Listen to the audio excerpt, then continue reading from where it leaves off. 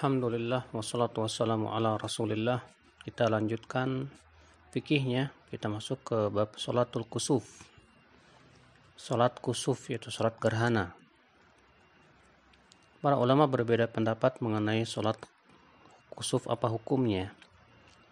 Jumhur ulama berpendapat bahwa itu hukumnya sunnah muakkadah. Dan Abu Awanah dalam sahihnya menyatakan bahwa itu hukumnya wajib. Dan Al-Imam Az-Zain Ibnul Munayyir yang menyebutkan bahwa Abu Hanifah juga menyatakannya wajib. Demikian pula sebagian madhab Hanafiyah. Syekh Al-Albani rahimahullah berkata bahwa zahiru sani Ibn Khuzaimah fi sahihi, dan ini pendapat Ibnu Khuzaimah juga dalam sahihnya, karena beliau berkata dalam sahihnya bab perintah untuk sholat ketika terjadi gerhana matahari dan bulan. Kemudian Syekh Al-Albani rahimahullah berkata wahwal arjah dalilan lima ya'ti,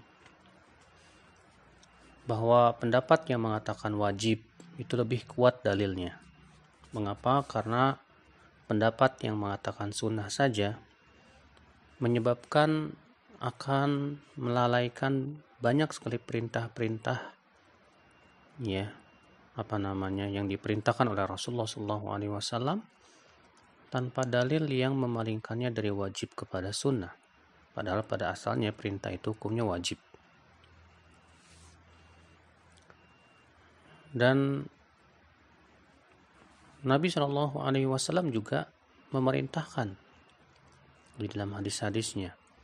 Kata Rasulullah, apabila kalian melihat gerhana, maka hendaklah kalian sholat, fafza'u ila sholah. Nah, di situ Nabi memerintahkan, karena itu sifatnya perintah, maka hukumnya wajib. Akan tetapi, apakah wajibnya fardu ain atau fardu kifayah? Ya, tentu ini adalah hukumnya fardu kifayah, bukan fardu ain, atas pendapat yang mengatakan hukumnya wajib. Kemudian disunahkan untuk sholat gerhana dipanggil dengan kata-kata as-sholatu jami'ah. Tidak ada adzan, akan tetapi dengan ucapan as-sholatu jami'ah. Berdasarkan hadis Abdullah bin Amr bahwa ketika terjadi gerhana matahari di zaman Rasulullah SAW, maka diserulah inna sholata jami'ah, sesungguhnya sholat akan dilaksanakan. Dikeluarkan oleh Imam Bukhari dan Muslim. Adapun yang dilakukan oleh sebagian imam ketika hendak menjadi imam di salat fardu lalu mengucapkan as-sholatu jami'ah, itu adalah kebid'ahan yang tidak pernah dilakukan oleh Rasulullah, tidak pula para sahabat. Kemudian imam sholat 2 rakaat. Ini sholat gerhana itu 2 rakaat, dengan 4 kali ruku dan 4 kali sujud,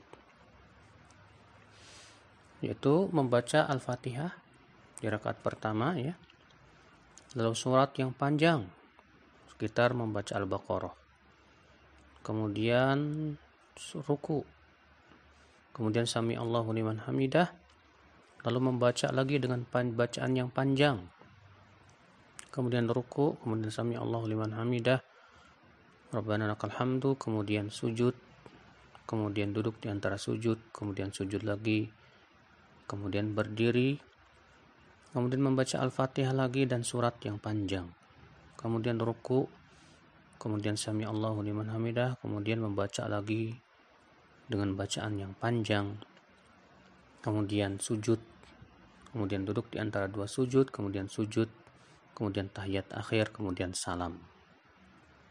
Sebagaimana disebutkan dalam hadis Aisyah radhiyallahu anha, di mana beliau berkata terjadi gerhana matahari di zaman Rasulullah SAW, maka beliau keluar menuju masjid dan bersaf, dan para sahabat bersaf di belakang beliau, lalu beliau bertakbir. Maka Rasulullah membaca surat yang panjang, kemudian beliau bertakbir, kemudian ruku yang panjang, kemudian berkata sami Allahu liman hamidah, Kemudian beliau kembali membaca bacaan yang panjang, lebih pendek dari bacaan yang pertama. Kemudian beliau takbir ruku yang panjang, ya, lebih pendek dari ruku yang pertama. Kemudian mengucapkan sami Allahu liman hamidah, Rabbana walakal hamdu.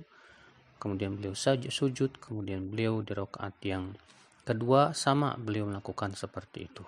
Fastakmala arba'a rakaat fi arba'i sajadat, sehingga sempurna 4 ruku dan 4 sujud.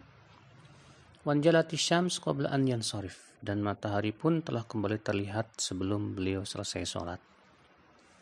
Ini menunjukkan bahwa dianjurkan sholat itu ya panjang sekali sampai matahari tidak tergerhana lagi. Kemudian kata Aisyah, beliau pun berdirilah lalu memuji Allah. Kemudian beliau bersabda, keduanya adalah ayat-ayat Allah.